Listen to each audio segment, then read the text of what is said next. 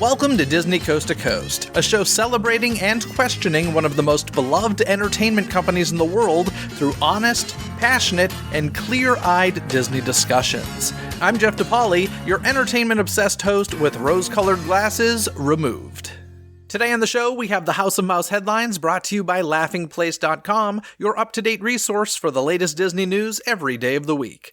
This episode is being released on March 23rd, 2022, and here's what's been going on in the world of Disney recently. A Back to the Future star is joining the Star Wars galaxy, a late change to Pixar's Lightyear, another international Disney park temporarily closing, and more. Hear the latest news from the Walt Disney Company in today's House of Mouse headlines. Following Disney's announcement that it would pause all theatrical releases in Russia, the company has now decided to pause all business in the country amidst Putin's unprovoked invasion of Ukraine. This includes content and product licensing, Disney Cruise Line activities, National Geographic magazine and tours, local content productions, and linear channels. However, Disney notes that some of these business activities will pause immediately, while others will take time given contractual complexities. During a recent Q&A with Disney's CFO Christine McCarthy, she revealed that Russia and Ukraine currently account for about 2% of the company's revenue.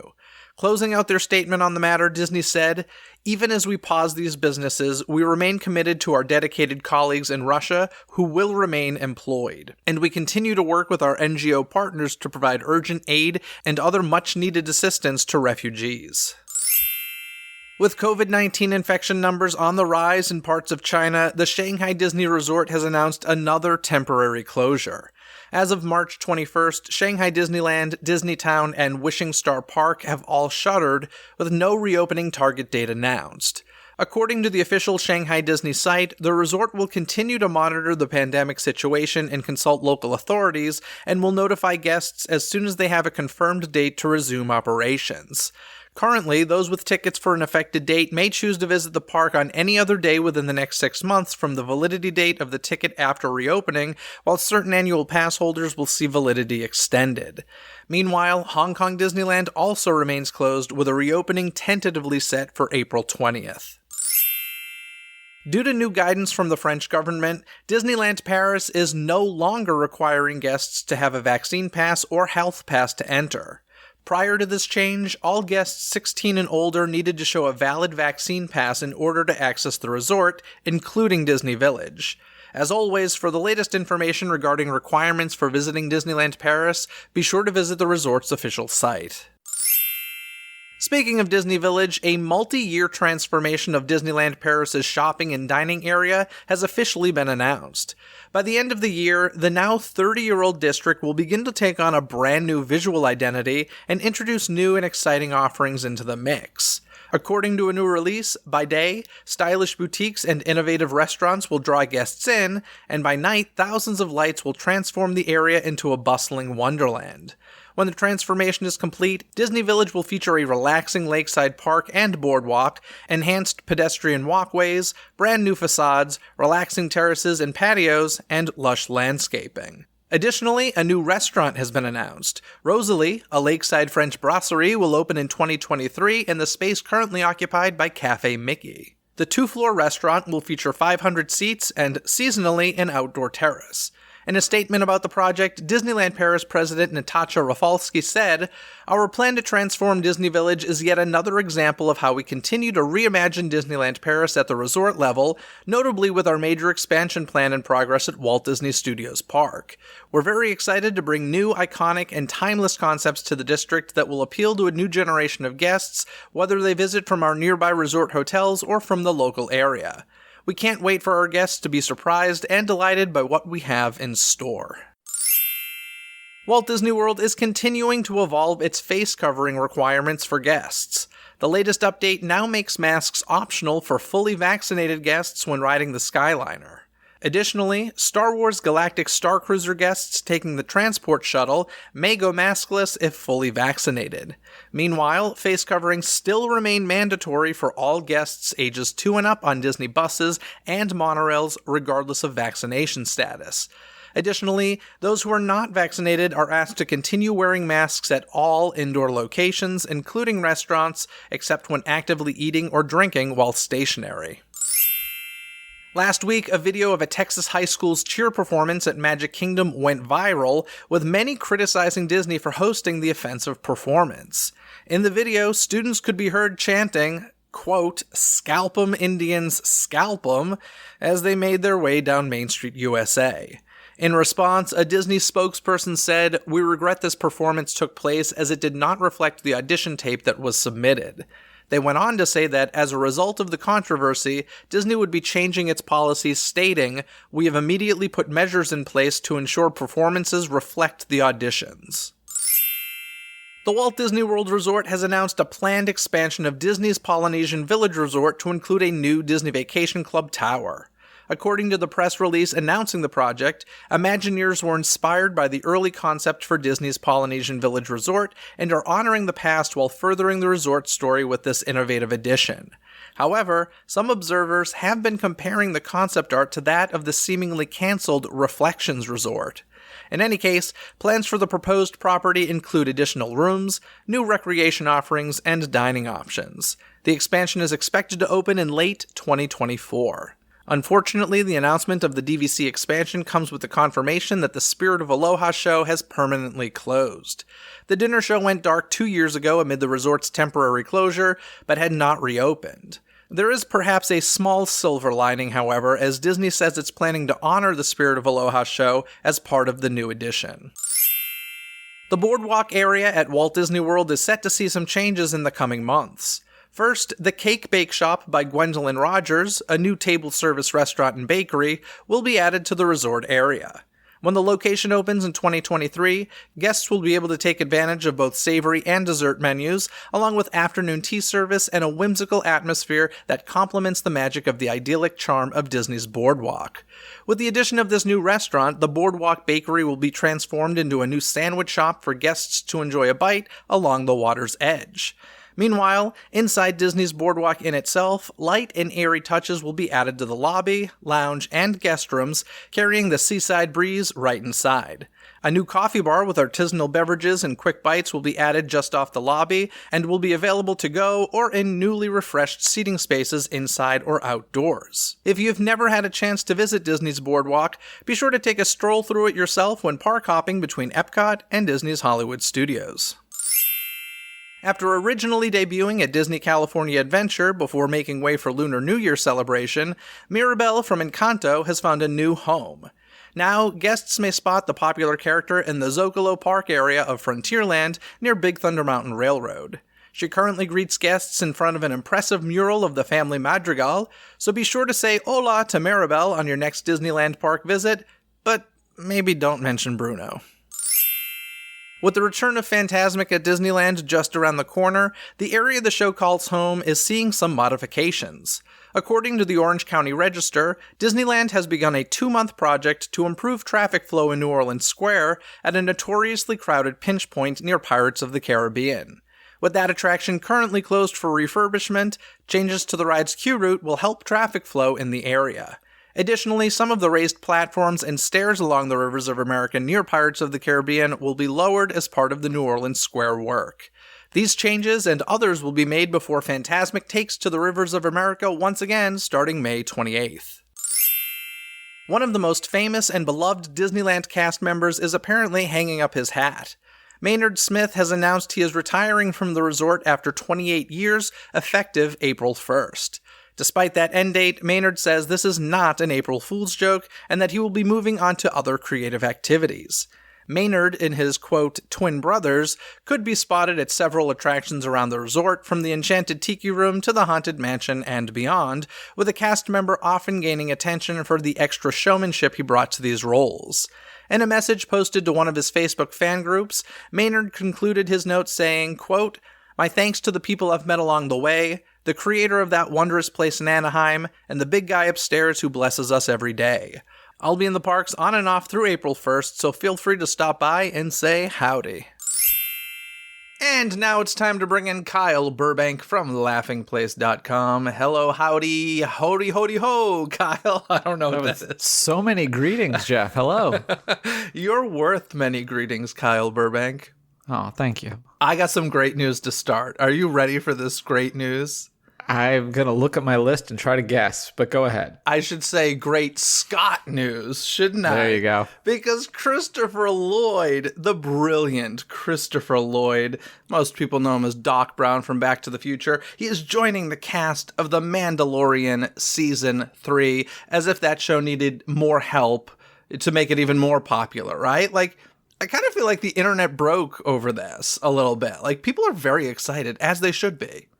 I mean, it makes a lot of sense. It's kind of Mandalorian's kind of Old West theme, so he's already kind of done that. He has, so he just fit right in. Oh, and by the way, before I knew whether you wanted to talk about this or whether in the script, I was going to put Great Scott at the beginning. So we were on the same page there as well. Of course. I got to say, though, I'm very disappointed in myself because somebody on Twitter, whom I'm forgetting, and unfortunately they're not getting the proper credit they deserve, I knew everybody was going to write Great Scott. So I wrote, "This is heavy," another quote from Back to the Future. But then somebody wrote, "The Mandalorian." And I was like, oh, you win. You win this battle. Oh, yeah. Mike C. actually did a joke about that a long time ago, but I completely forgot about it. But no, that is quite good. Yeah, I like it. And it says it's a guest starring role. I really hope it's more than one episode. Guest star means not every episode. Otherwise, it would be like a co-star, I believe. So I hope it's more than one episode. I don't know. It's the fact that it got like this much press. I think a lot of people are going to be disappointed if it's just like one episode or moment or something. So yeah, I mean, the way that show's going, we have people that we think we're just going to see once and then they do come back. So I guess we'll find out rather quickly whether or not it's going to be one thing potentially. Or, I mean, he could not show up until like 5 or 6 episodes in. Who knows, you know? There's that too. We'll see what happens. I just started the Book of Boba Fett. I'm only 1 episode in so far. Oh, well, you can skip ahead a couple. That's what people say, but you know I won't do that. No, it's really slow to start, but it gets better. In any case, Christopher Lloyd joining The Mandalorian Season 3. Anything else to add about that? No, I'm excited for the next season. It'll be very interesting. I won't say too much more since you haven't finished Book of Boba Fett yet. I know. Well, I won't say anything just in case, I don't want to spoil it for anybody listening if they haven't seen it. But yeah, I've heard what happens. It's fine. Well, no, it's just interesting the way that they went about that and stuff that if you, for some reason, were skipping over Book of Boba Fett as a Mandalorian fan, where you'd want those moments in season 3 and not in another show that's a spinoff. So yeah, so we'll see how it goes. And no date as far as when that's returning. Of course, it's a huge hit for Disney, so hopefully sooner rather than later. Let's move on to some bigger news even. Well, I don't know. It doesn't get much bigger than Christopher Lloyd, but still, big news. Disney restores a same-sex kiss in Pixar's Lightyear following staff uproar over the Don't Say Gay bill. Now, we've talked about the Don't Say Gay bill here on the show. Obviously, this is a hot topic right now in the world of Disney and, kind of the country, but Disney especially is a lot of hot water for how they've been handling it. But on March 9th, LGBTQ employees and allies at Pixar Animation Studios sent a joint statement to Walt Disney Company leadership claiming that Disney executives had actively censored overtly gay affection in its feature films. It's kind of a big statement, and yes, Chapek's in charge right now, so it's fun to throw the crap at him, as we all enjoy doing, but let's face it, Iger was there for a very long time, and this is under Iger's reign as well. So it's been going on for a long time. We've seen very small examples of, gay relationships in movies like Onward, Toy Story 4, Finding Dory, and then most notably in the short Out. Have you seen Out? I haven't actually watched it, but I'm familiar with it. Okay, I just watched it today, kind of in preparation for this episode. I hadn't watched it prior. And, it's actually really touching. I teared up a little bit watching it. And, people can say, oh, well, that's progress and stuff. The thing you got to remember, though, is this is like a Pixar animated short that went directly to Disney+. It didn't get, the treatment of being before a movie, a major motion picture sort of thing. So even though it was a good step forward, it was still like, yeah, but who's going to go to Disney Plus to check it out? Only people that kind of are seeking it. So there's that.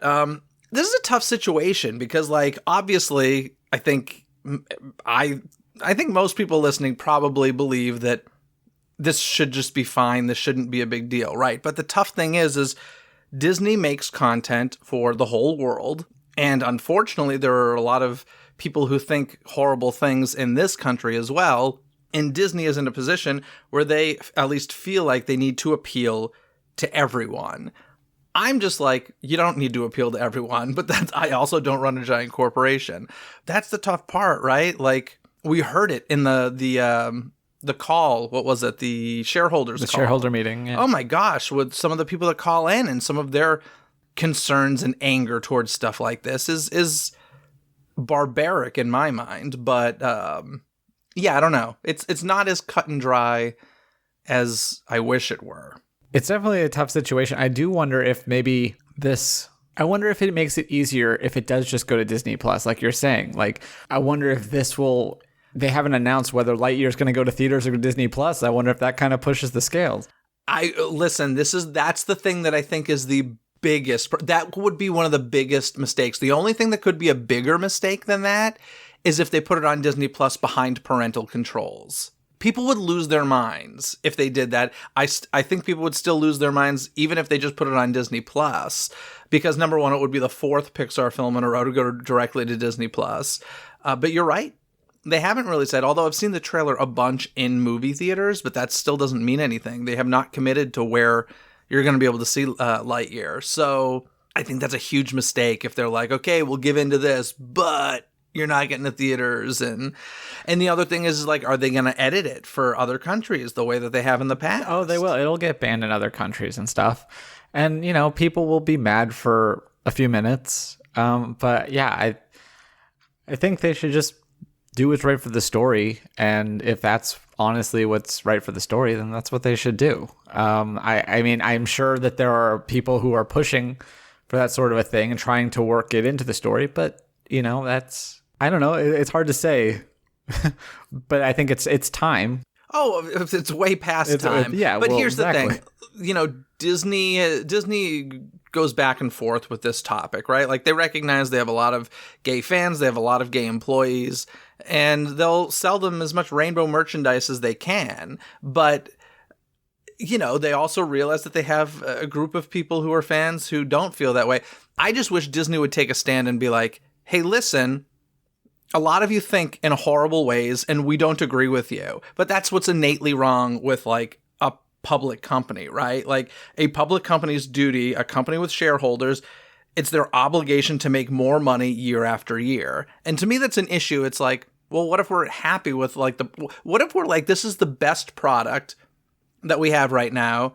We don't need any major change, but it means we're going to be stagnant for a while. Like, what's wrong with that? There's nothing wrong with that in a creative sense. In a business sense, it's a huge problem. Well, it depends on the type of company. Like, there are companies that, they usually throw off bigger dividends instead of, because they're like, hey, our stock's not going to grow very much, but it's going to stay steady, but we'll give you dividends every year to keep on board. Like a lot of older companies that, don't have a lot of upside left in them. All right, well, I'm not smart enough to know about that, but you've enlightened me. And honestly, that's how I think things should go. Listen, Disney's massive. They don't need more all the time. Like, just create a great product, stick with it, make it the best it can be.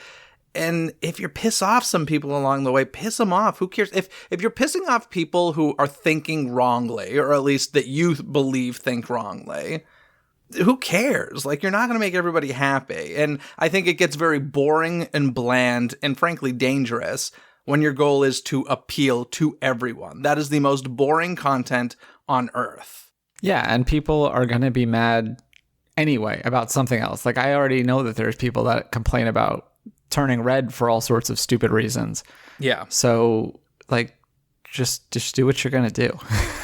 Yeah, it's not an admirable position to be in, but I also think there's an easy solution. Just take a stand, stick with it, quit sitting on the fence. And, I know they're trying to fix the problem. I just feel like no matter what is done, it's always going to be a mentality for a lot of people of too little, too late sort of thing. And it's going to take time. It's just going to take time, meaning years of seeing consistent movement in the right direction for upset people not to be upset anymore. I get it. It kind of sucks. But in any case, listen, we got what? Lesbians in Lightyear, I think. So there we go. I think so. Progress. Hashtag progress. Please, anybody at Disney listening, I'm sure you don't care what I think, but do not put this directly to Disney Plus, and sure as heck do not put it with a parental control. There will be hell to pay from so many people, and frankly, that might be the end of it if that happens. Because well, it will technically have a parental control because if it's rated PG, I think you can set it to G. But yeah. We'll see what happens. Anyway, that's going on. Let's talk about the Muppets because they're going to be featured in a 4th season of ABC's Holy Moly. And I mostly wanted to talk about this because who even knew there was a show called Holy Moly and that we're not getting... You are so out of it, Jeffrey. You know about this? This show is awesome. It's a cult hit. It comes up in like the summer. It's so much fun. Like... It's extreme mini golf, so it's kind of like a little bit of like Wipeout, which I'm not a fan of, but I like this show. Steph Curry shows up from time to time because he's the executive producer, actually. And then you have a real newscaster in Joe Tessitore and then a comedian in Rob Riggle who are just, partially scripted, partially improv about this extreme mini golf. It's a lot of fun, and the Muppets will fit it perfectly. I love how disappointed you were in me. Like, I wish people could have seen your face. You like literally threw your hands up in the air. You were just like, I'm done with T'Polly. That was amazing. Yeah, I've never even heard of it, but to be fair, I don't pay too much attention to network TV, especially not in the summer. So fair enough. But like, I just never even heard of it. So I was like, 4th season, Muppets. All right, let's do it. So there was a great bit last season where there was a diving component and they had Steve Guttenberg and an actual diver. I think it was like, is it Greg Louganis? Is that a diver? Yeah. And then a chipmunk do the scoring for this dive. And it was hilarious every time. Do we have a date for that? I don't think we have a date yet. I don't think so. It usually comes around near the summer, so probably around then. And I'm also not clear on how much the Muppets will be involved, but they'll be there for at least an episode, it sounds like. You know what's interesting, though? Like, I know a lot of us Muppet fans like to complain about, like, the Muppets don't have enough representation. Like, don't kill the Muppets, bring them back. I gotta say, I do feel like they try a lot. I feel like a lot of times it just doesn't click, and therefore what they're doing is very short-lived. But I feel like in the past, 5 years or so, we have gotten a lot of Muppet, at least trials. We got, Muppets Now. We've got Muppets Haunted Mansion. We've got the new Electric Mayhem show coming. We got them showing up on things like Holy Moly and sing-alongs. We got, the Regal Eagle. Is that the name of it? And mm-hmm. Yeah, there's random park stuff because they're part of Imagineering. Yeah, so I wish there was more Muppets as well. But I do feel like they try. I don't feel like they throw them to the side the way some people feel like they do.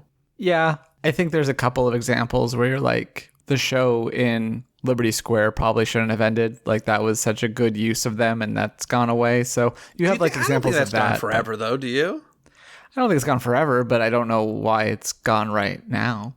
I think did it leave pre-pandemic, or was pandemic when it ended? I've lost track at this point. You know what? I think it did go away, and then it came back for a Memorial Day or something, and then that's a show. That's a fantastic show that really just should always be there. But I hope it comes back. I hope we get.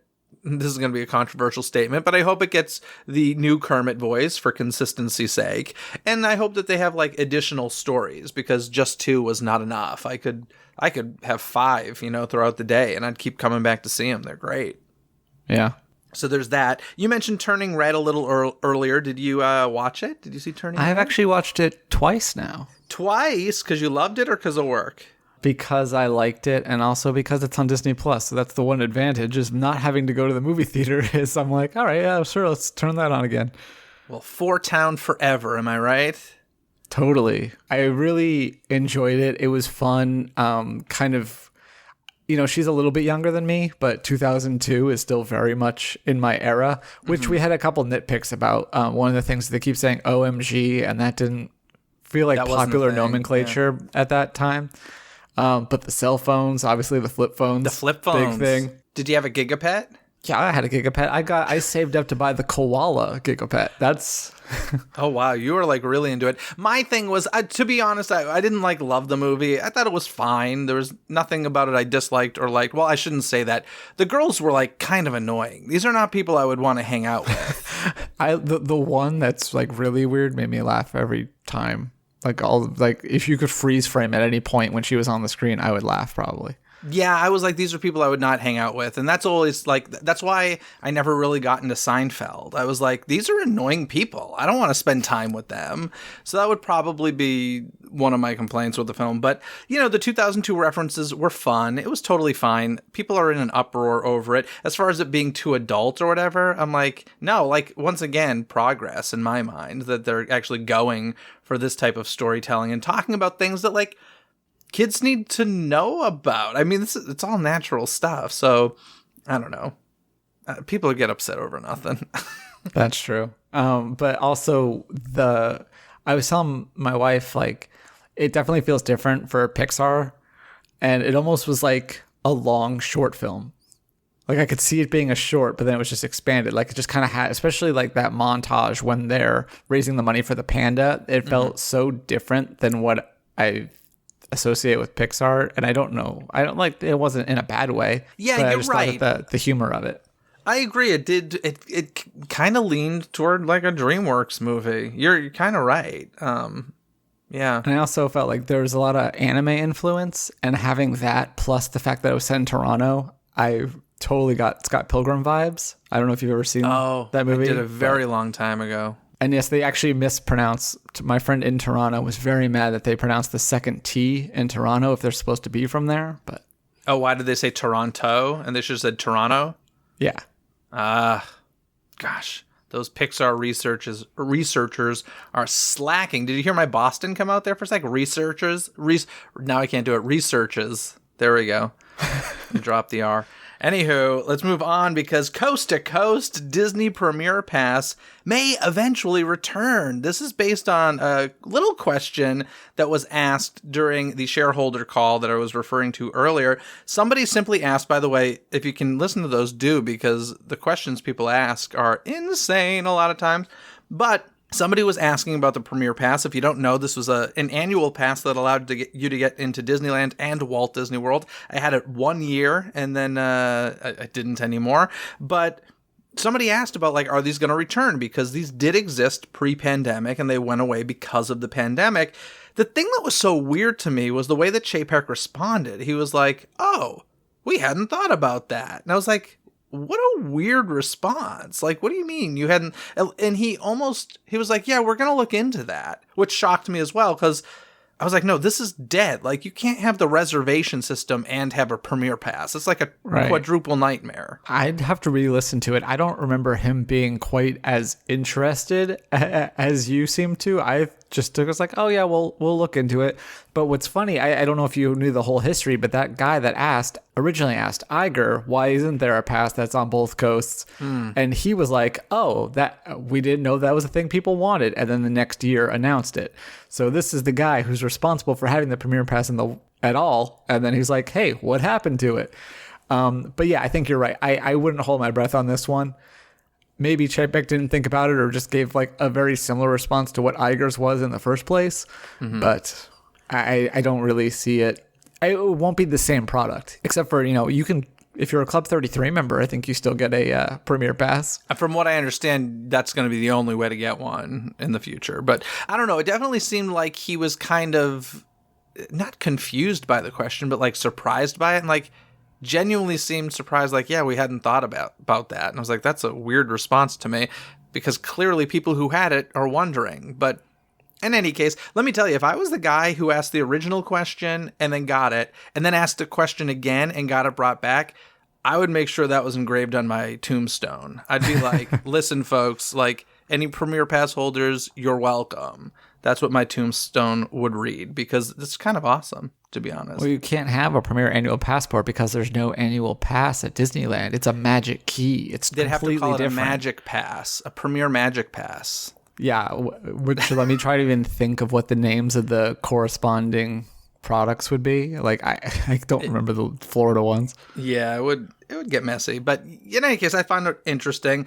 Before we continue, I want to give a shout out to the newest member of the DCTC community over on Patreon, Erica Pearson. By Erica joining us on Patreon, she's not only helping me produce future episodes of Disney Coast to Coast, but she's also gaining rewards for herself. Plus, as I mentioned earlier this month, I will be matching 100% of her first month subscription to the Save the Music Foundation, which helps support music and the arts in public schools. It's a great cause. So thank you to Erica Pearson for not only supporting DCTC, but the Save the Music Foundation as well. If you'd like to gain rewards, help produce DCTC, and support great charities all at the same time, simply click on the Patreon link in this episode's description. And if you'd like to learn more about the Save the Music Foundation, I'll include a link in the show notes.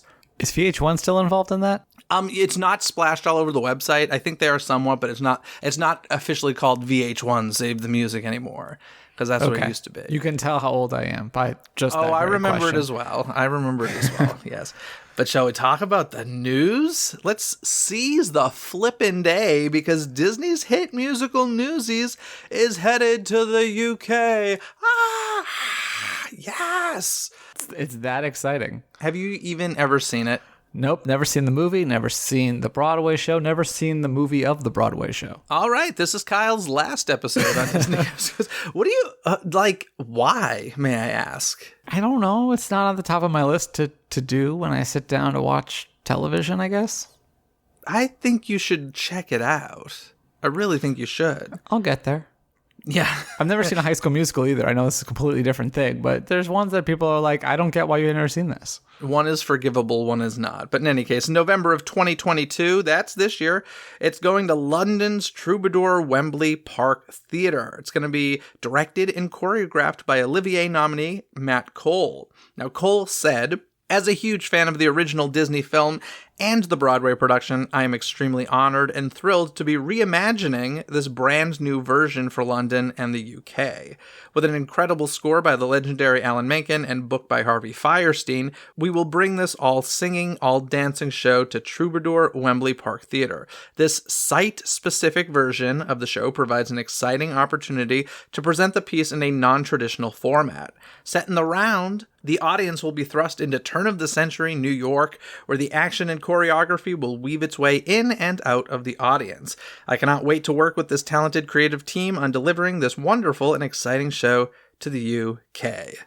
Yay! Seize the day! I don't think that's a real theater. I feel like they just strung together a bunch of British words. Like, it's the Troubadour, the Wembley, Piccadilly. Well, I'll be interested to see how it plays in London. Like, I know American musicals and stories play fine in London, and even, non-American stories play great in America. But I don't know, this feels very American. So I'll be curious to see how Newsies does in London. But I'll tell you what, if I was there, I would definitely check it out. I love In the Round Theater. Big fan. I grew up going to In the Round Theater, working at one in Massachusetts, North Shore Music Theater in Beverly, Mass. What's up? Hey. Love it there. Great memories there. And yeah, I love an In the Round production. It's so intimate. Is this theater, though, this wouldn't be considered like West End, probably? It's no, like the so off-Broadway originally I equivalent? thought it was going to be, this sounds more like a regional sort of thing, because it seems to have an end date several months later. Okay. So, but it is the first production that's going to happen in the UK, because some regional theaters around America have been doing it for a while now. So it's available for licensing, but yeah, it'll be interesting to see how it goes, and seize the day, right? You won't, if they film this one, will you be in the front row again? Yes, indeed, I will. I mean, I feel like I kind of have to, right? For the track record, I'll have to fly to Continuity. London, front row center. Although, there really is no front row center when it comes to Theater in the Round, is there? I mean, there kind of is. I feel like there's still got to be a certain pinpoint that you're going to be like, that is the Front front. row 12 o'clock. How about that? There you go. I like or it. 12 o'clock. Excellent. That's the news for this week, folks. Kyle, are you going to tune into the Oscars on Sunday? I will probably not. I'm going to be in Florida at that point, preparing for my Galactic Star Cruiser journey. A worthy excuse. And then you're going to come back later and talk about it on here. So, folks, don't forget to tune in on Kyle Burbank's, a full, not a full length. These are Paying with my own money.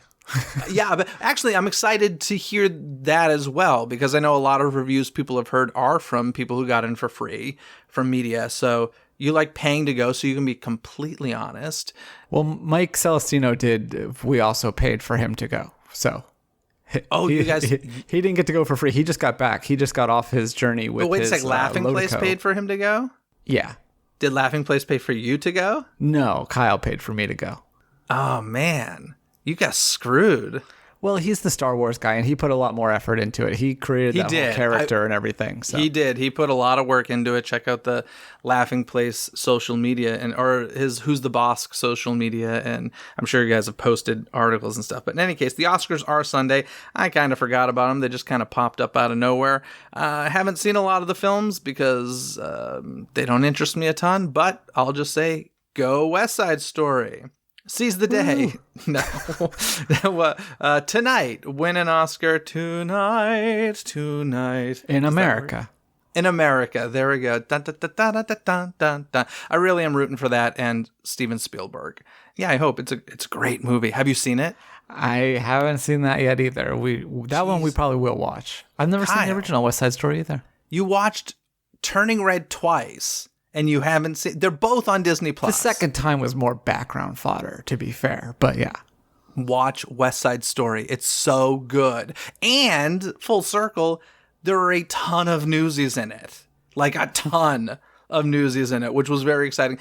In any case, Oscars on Sunday, ABC. Tune in, live on television. Kyle, have a fantastic... 3 hosts. With 3 hosts, that's right. Have a fantastic trip on the Halcyon. I can't wait to hear about it. And I'll talk to you again next time. All right. To read more about any and all of the stories you've heard here today, simply visit the show notes link in this episode's description. You've heard the news, and now I want to hear what you have to say about it. What do you think about the possibility of the Disney Premiere Pass returning, and how much do you think it will cost if it does? Share your thoughts on that or any other topics mentioned in today's episode. Call 818-860-2569, and you may just hear yourself on a future episode of Disney Coast to Coast.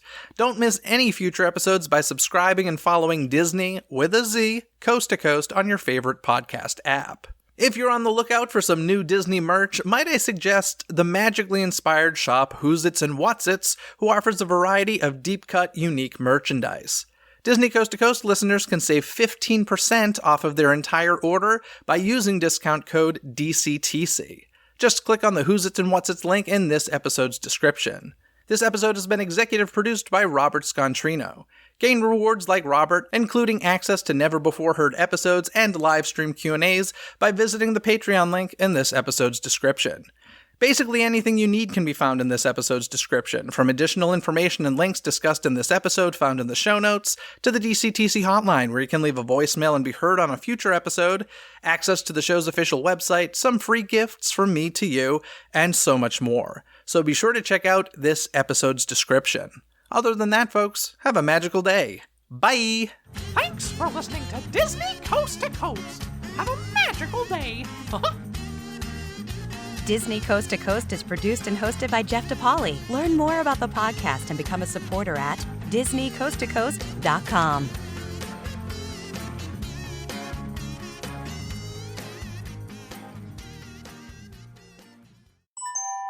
This podcast is part of the DePodcast Network. Learn more about this show, plus find more quality and entertaining podcasts at DePodcastNetwork.com. That's DEPodcastNetwork.com.